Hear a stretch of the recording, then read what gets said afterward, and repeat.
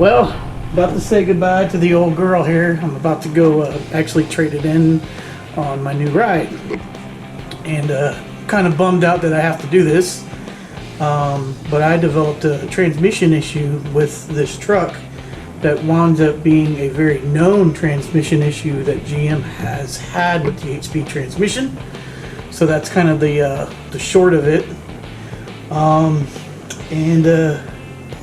I'm really bummed out, but this transmission issue has not been rectified by GM yet. They have like a temporary fix, but it doesn't fix it permanently, so that's kind of a problem for me. So I've made a very tough decision to trade in a truck that I really love, because I just don't want to be dealing with issues further on down the road.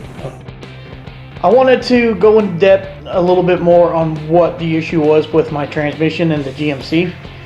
And they kind of call it the Chevy Shake as a term that they're using to describe it, because that's kind of what it does. When I was at around anywhere from 55 miles an hour to 65 miles an hour, the truck would shake. And I'll show you in the video here in a little bit. You could see the steering wheel shaking. The gear selector was also shaking, but the whole truck was vibrating.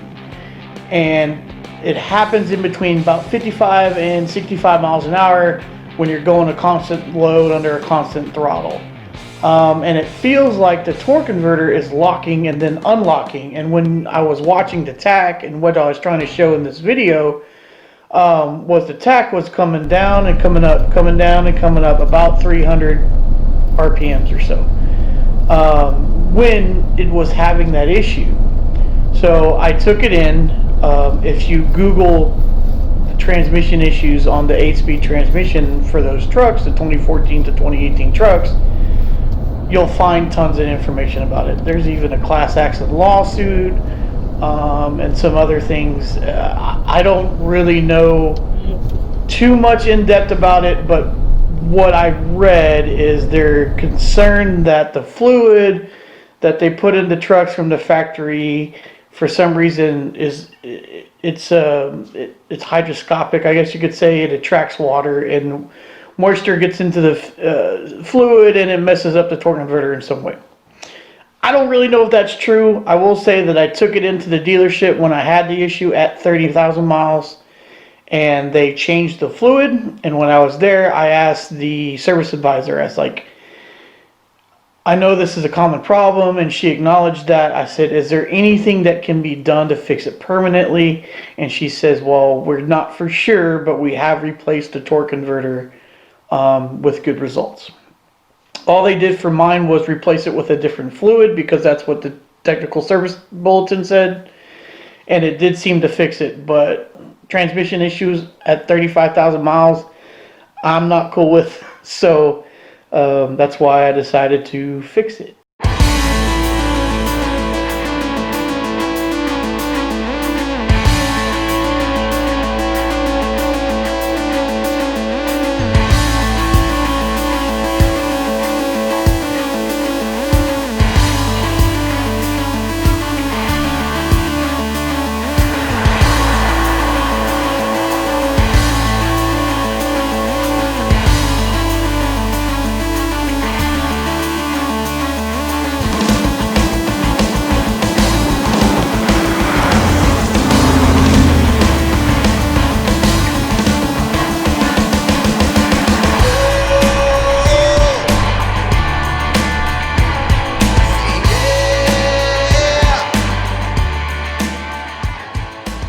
So how did I fix the issues with my 8-speed trans and my GMC? It's pretty simple. I traded it in on a 2018 F150. This truck is everything I could want it to be and more. It actually has it's got a Coyote in it, and the 10-speed transmission that came out in 2018. That was like a venture project between GM and Ford, and it works flawlessly. And there's a lot of people that have these. So there's a lot of these that are already out on the road. They're not having issues with the transmission like the 8-speed and the GMCs, and you can't ask for anything better than that. So it's just a 2-wheel drive. Man, I don't know, I'm stoked. And we've got some plans for this thing in the future, because apparently they run almost 13s in stock trim. And from what I've been doing some research on, they really wake up with a tune. My buddy Matt, who has the F150 that's been on the channel, also really recommends that I get a tune and possibly maybe, you know, set it up for flex or E85. I'm still baffled at that, because it's usually E85 doesn't really make too much a difference on an all motor vehicle, but apparently on these F150s it really does, on the Coyote motor. So I don't know, I'm bummed out that I had to sell the GMC and trade it in, but it definitely could have went worse, because this truck is super nice.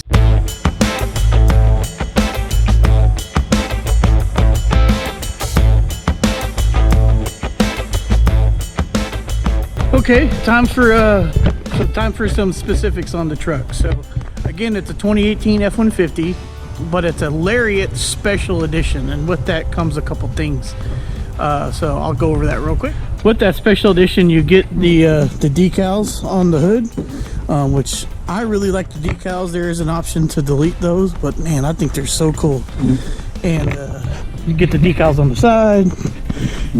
Again, I think they're really cool. They really like make the truck look sporty, which is kind of the idea of it. It comes up with the blackout F150 emblems, and then this version is actually a sports. So it's an F150 Lariat Special Edition Sport. So there's so many variations on these trucks that it's kind of hard to keep track of all the different trim levels and stuff like that. Coming into the interior, so one of the things that sold me on it was this awesome red leather trim on the seats. You can see it in the back there as well. And then you have a lot of red piping, like you can see here. It's all throughout the truck. It's even on the dash. You can kind of see it there. See little leather dash pads. The instrument cluster, it's got the sport logo, which I think is pretty cool. But it's got the digital dash up here, so there's a lot of things that you can customize. I haven't figured it all out yet. There's a lot of stuff that you can do. And this one actually has the trailer package, which also I still haven't figured out yet, but it's kind of cool to have it. But what main purpose that I needed was this trailer brake controller that was integrated, and it has a electronic locker, which will also come in handy at times, because this is a two-wheel drive truck. So it's also got sport in the stitched into the seat. Man, I don't know, this truck is just everything I wanted and more. And it's kind of funny, because I had a 2015 Mustang a few years ago, and I wound up trading in on that GMC. And one of the reasons I traded in was because, one, I needed a truck, but two, I wanted to buy this California edition Mustang that had this red leather seats and stuff like that. And this truck and the Mustang I bought didn't have that, so I always wanted that. So now I feel like I kind of got it with this truck. I know it's kind of silly, but I don't know. You're going to see it a lot on the channel.